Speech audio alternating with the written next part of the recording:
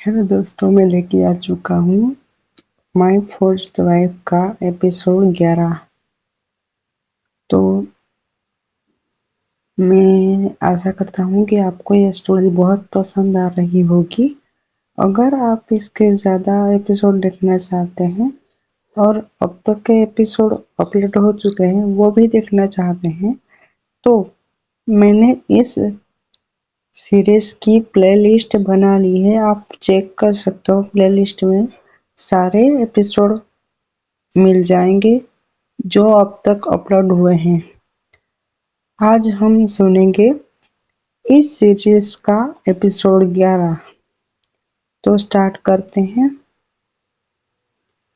रात के 11 बज चुके थे। शहर से दूर पुरानी फैक्ट्री के चारों तरफ घना अंधेरा छाया हुआ था। टूटी हुई दीवारें, जंग लगे लोहे के गेट और हवा की तेज आवाज उस जगह को और भी डरावना बना रही थी। रियांशी धीरे धीरे फैक्ट्री के अंदर कदम रखती है। उसके हाथ में वही पुरानी घड़ी थी जो चर्च में उसे मिली थी।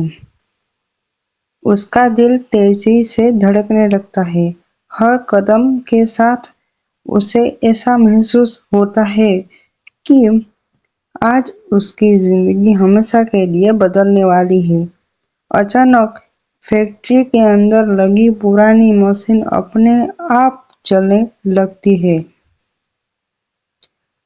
ठक ठक ठक। रियांशी घबरा जाती है। कौन है वहां? लेकिन जवाब में सिर्फ सन्नाटा। मतलब कोई नहीं बोलता। मतलब रिप्लाई में कोई नहीं बोलता। तभी पीछे से किसी के ताली की आवाज बजती है। रियांशी पलटी।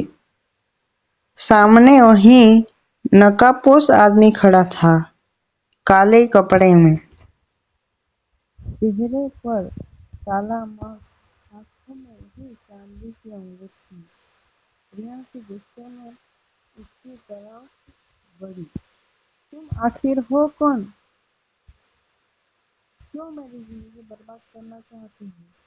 मास्क मैन कुछ पल चुप रहा, फिर बोला, मैं तुम्हारी जिंदगी बर्बाद नहीं कर रहा, मैं उसे बचाने की कोशिश कर रहा हूँ। झूठ! रियांशी चीख उठी। अगर बचाना चाहते हो तो तुमने मेरे पीछे गुंडे क्यों लगाए? मास्क मैन मुस्कुराया। जो लोग तुम्हारे पीछे हैं वो मेरे नहीं। रियांशी चौंक जाती है। क्या मतलब? तुम क्या कहना चाहते हो? मतलब असली दुश्मन अभी तक सामने नहीं आया है। इतने में फैक्ट्री के बाहर गाड़ियों के ब्रेक की आवाज आने लगी है। वंश अपने आदमियों के साथ वहां पहुंच चुका था। रियांशी वंश की आवाज सुनते ही उसकी तरफ दौड़ आती है रियांशी, और तभी गोली चली। रियांशी के बिल्कुल पास से निकल गई गोली। वंश ने दौड़कर उसे अपनी बाहों में खींच लिया। मैंने कहा था यहाँ मत आना, फिर तुम क्यों आई यहाँ पे? रियांशी रोते हुए बोली, मुझे सच के करीब पहुंचना था रिया। मुझे सच के करीब पहुंचना था, इसलिए मैं फैक्ट्री तक आई थी। वंश ने उसकी तरफ देखा। आज तुम्हें सब पता चल जाएगा। मास्क मैन आदमी धीरे धीरे दोनों की तरफ बढ़ने लगता है। बहुत साल हो गए वंश। कितने साल तक सच छिपाए रखोगे रियांशी से? अब तो सच बता दो उसे। रियांशी की आंखों में उम्मीद थी कि आज तो मुझे सच पता चल जाएगा। तभी वंश की आंखों में गुस्सा आ जाता है। चुप रहो, तुम्हें कोई हक नहीं है उसे कुछ कहने का। मास्कमैन हंस पड़ा। हक? उसका सच जानने का सबसे ज्यादा हक उसी को है जो उसका हकदार हो। फिर उसे रियांशी की तरफ देखता है। क्या तुम जानती हो तुम्हारे फादर कौन थे? रियांशी तुरंत बोली, मेरे पापा एक बिजनेसमैन थे। नकाबपोश ने सिर हिलाया। नहीं रियांशी, तुमसे एक और सच जो है छुपाया गया है।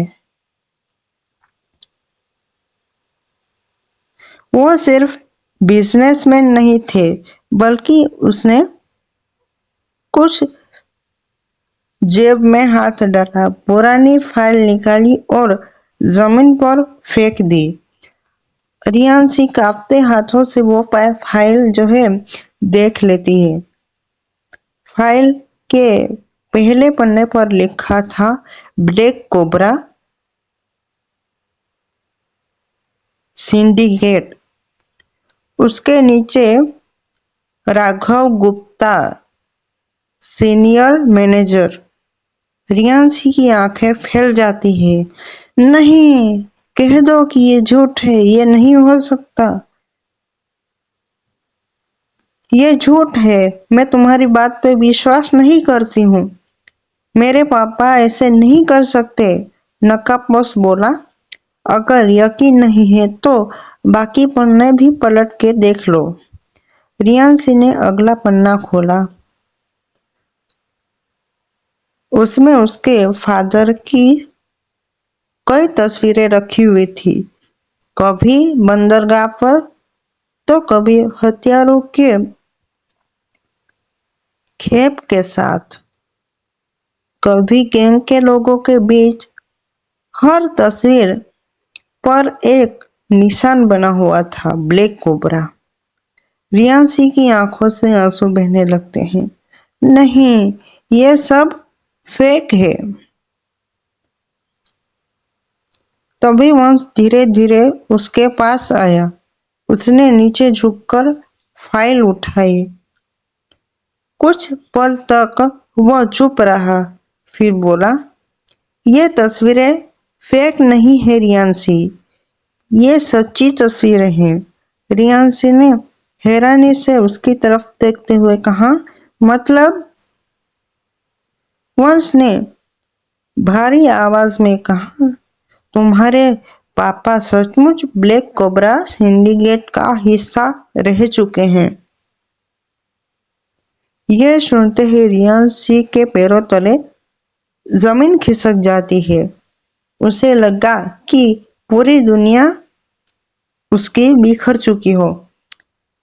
मतलब इस टाइम में रियांशी को क्या महसूस हो रहा होगा मैं समझ सकता हूँ, क्योंकि रियांशी जो है उसके फादर पे बहुत विश्वास करती होती है।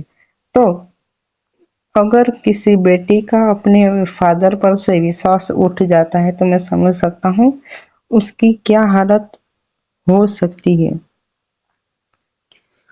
तुम दोनों झूठ बोल रहे हो,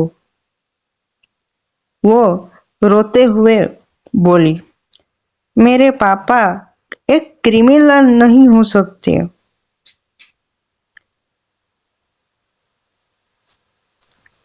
तभी जो मास्कमैन होता है वो बोलता है, तुम्हारे फादर क्रिमिनल ही हैं, लेकिन वह बुरे इंसान नहीं थे।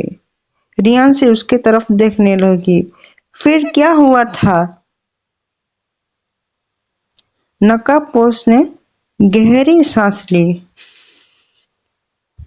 और पूरी स्टोरी बताने लगा रियांशी को। सालों पहले ब्लैक कोबरा सिंडिकेट पूरे देश में हथियार और हीरो की तस्करी करता था।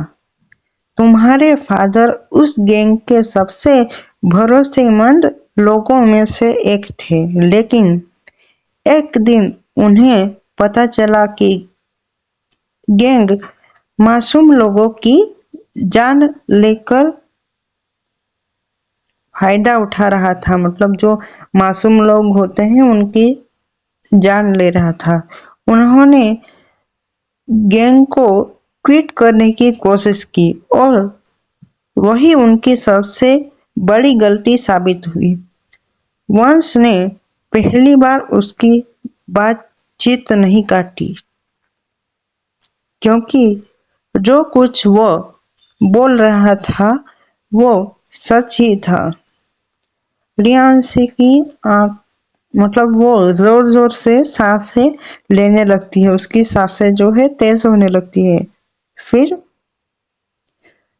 मास्क मैन बोला, गैंग के लोगों ने तुम्हारे फादर को जो है मारने की कोशिश की थी, लेकिन वो भाग निकले और अपने साथ गैंग के करोड़ों लोगों को वहां से छोड़ के वहां पे अपने घर की तरफ आ गए। मतलब पैसे लेके और सब वहां पे जो रखी हुई चीजें होती हैं वो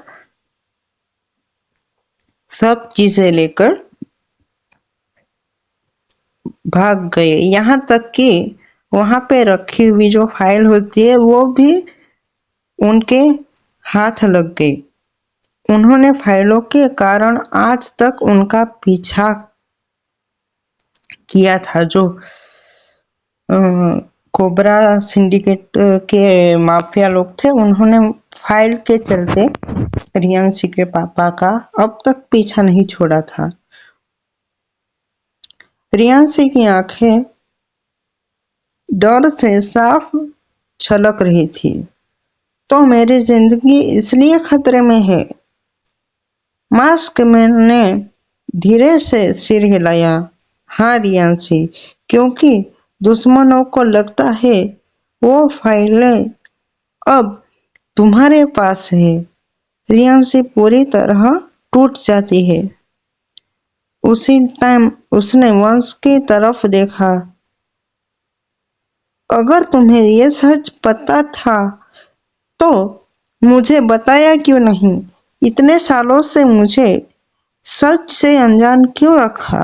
वंश ने अपनी मुट्ठियां भींच ली। उसकी आंखों में पहली बार दर्द साफ दिखाई दे रहा था। क्योंकि अगर मैं तुम्हें सच बता देता तो आज तुम जिंदा नहीं होती। अगले एपिसोड में आपको देखने को मिलेगा, मतलब एपिसोड 11 के पार्ट 2 में आपको देखने को मिलेगा कि जो कोबरा सिंडिकेट के गैंग है उनका अगला कदम क्या होगा। क्या रियांशी की जान बच पाएगी? क्या रियांशी अभी सेफ है?